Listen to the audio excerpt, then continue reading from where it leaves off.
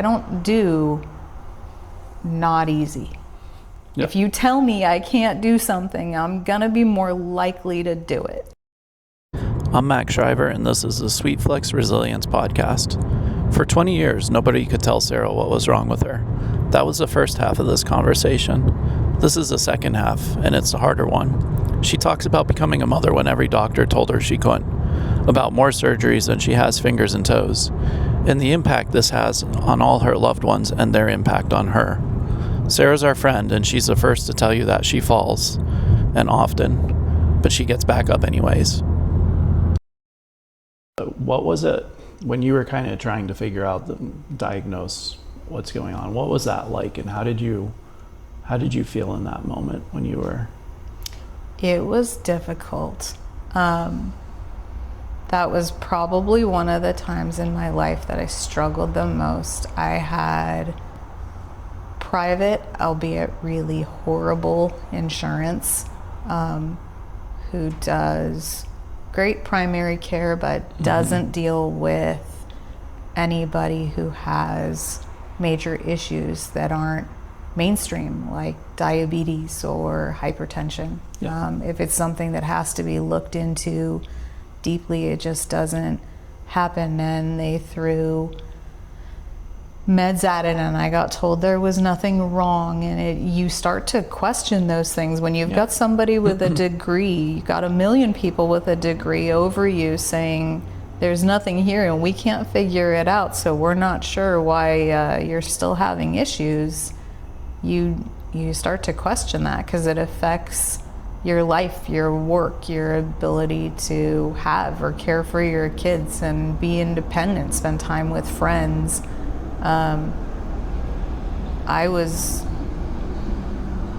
finally hit a wall when I decided I can't do this anymore. I have too much left I want to do, and this doesn't work for me. And I found an amazing physician, and I went and I saw him, and there's usually a really big testing process involved with being able to qualify for the spinal device that I have. And after seeing him, it was really clear that I wasn't going to benefit from anything else. So we just did it, and there was no testing. I was just done and in and out within a week. And from laying on the floor and not being able to get back into my wheelchair to the medication that now runs through the pump and sitting up straight and being able to have a life, it was worth every bit of the journey.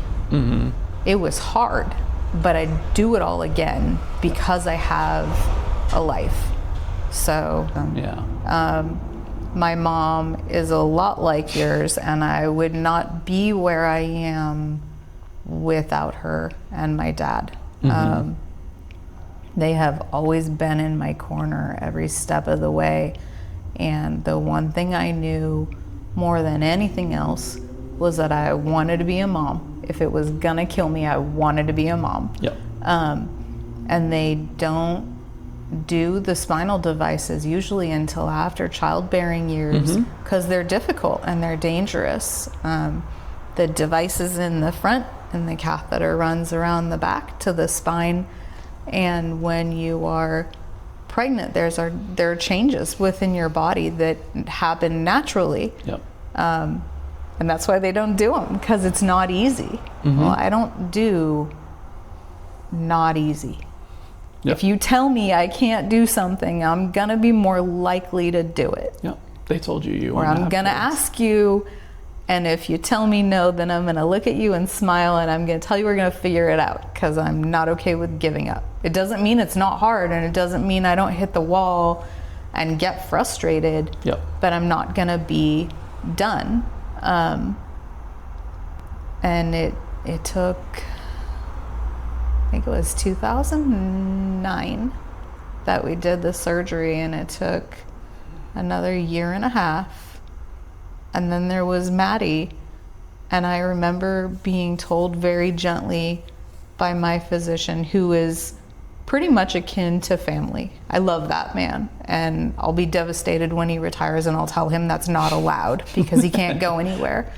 But he told me very lovingly, eat smart, don't get too big, because there's only so many feet of catheter cable in there, and if it pops, I can't fix it.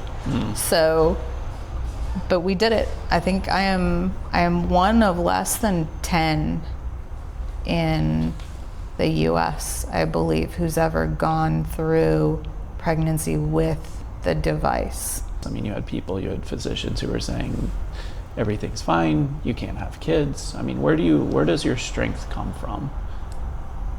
Family first. Like I said, I wouldn't be here. I wouldn't be able to do anything without my family. That also doesn't mean they don't get frustrated with me, because they do, because I'm incredibly annoying, and I'm stubborn. Yeah, stubborn's yeah, a good that's way a of putting good it. word for it. I'm stubborn because I'm not good at giving up, but and faith that there's something bigger than me. There are just things we don't understand, and there's something bigger than me, and that is why I'm here, because I was not supposed to be after how hard things were, but we figured it out, and there was something bigger than me that was there. So, and it's two words: stubborn and faith. I mean, how many surgeries have you had, all in all? More than I have fingers and toes for, I believe. Yeah. The big ones come every couple of years, because the devices used to last up to 5, but when your dose is higher to control your spasticity, then they're more like every 2, which is still fine. It would take it in a heartbeat, because it's another device that works better, because sometimes it reaches the end of its life cycle and it's not as effective. And then sometimes it's to fix something. I got an infection right when COVID started, when we didn't know what COVID was. And I was on the OR table for a routine change out, and nobody should have been doing surgery, but nobody knew that, and it wasn't anyone's fault. But I got an infection afterwards, and that was when they had to pull the device. So I had surgery 3 times that year, because I had it to change the device, I had it to pull it once it's infected, because once it's infected you can't save it, because it's a foreign body. So they implanted a new one, then they pulled out the one that was bad, and then you have to wait 6 months to fully heal before you can put in another one. So there's 3 in a year. We did the same thing last year when we went in for a change out, and it got infected, and then we did another one in November. But they're all worth it. They're hard, and my other half and my kids are also a tremendous source of support, and I could not do this without them. I wouldn't even want to. It's not something you want to do alone. You can do anything alone that you need to. You don't need anybody else to survive, and you need to be okay with yourself first. But it's a lot more fun and a lot more meaningful to allow your support system in. That's what life is for. So they're all looking up to you. I mean, we all look up to you. My kids are crazy, but also much older than their years, and most of the time I'm really grateful for that. And sometimes I feel badly, because they are in some ways more mature than they need to be, just because they had to grow up fast for me. But my little one asks me how I'm doing all the time, and checks in and wants to know if there's anything she can help. And the big one has kept the house afloat in days and times when I can't. Things that they shouldn't have to do at that age, but they do, and it serves them better for later.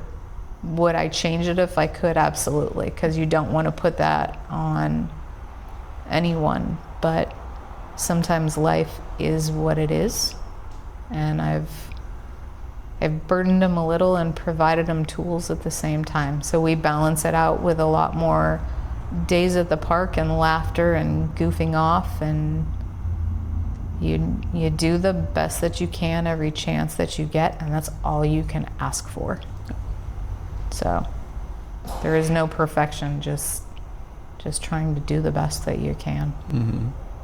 If you're going for perfection, then you will automatically fail, because it doesn't exist. So go for happy. And your ice skating's the best example. Just I keep falling over my and ice skating. you'll eventually get It's there. such a good thing to teach the kids. It's the best thing. Well, they enjoy it. Oh, And I'm talking life. Ice skating, absolutely. Yeah. But the life lessons you're teaching. Well, it was fun to modify the sticks. Yeah. It took me a while. You went with the tennis ball before you went I with did. I had tennis balls for a really long time. I saw them on the children's walkers that they have at the ice rink, that they take the regular walkers and put the tennis balls on the bottom of it. And I saw those, and I'm like, well, I have an impact drill at home and a humongous drill bit, and I drilled through the bottom of them and put them on my sticks, and they work really well until you can't stop, and I don't have that kind of control. Mm-hmm. And so I went searching, in the company that makes these, people live in all areas and come from all walks of life. So there's gonna be people in the snow too. So I just kept searching until I found something, and these are made for those who are in the snow, so they don't fall. And they've got ice tips on the bottom of them, just like when you're skiing and you have your poles so that you don't slide. So sometimes they're a humongous blessing and I can stay upright even better, and sometimes those stay where they're supposed to and I don't, and I fly even farther. But either way, it is really funny. Mm-hmm. So it's good for a laugh. It's a good experience. You can go yell at the wall later if you've had too much that day and you're on overload, but in the moment you just gotta laugh. I'm not good at it, but we're gonna go anyway, and I'm gonna fall down and I'm gonna get back up, and so are you, because that's how it works. Mm-hmm. And the day that my disease has progressed and I can't skate with you, it will sit on the sideline and watch you go.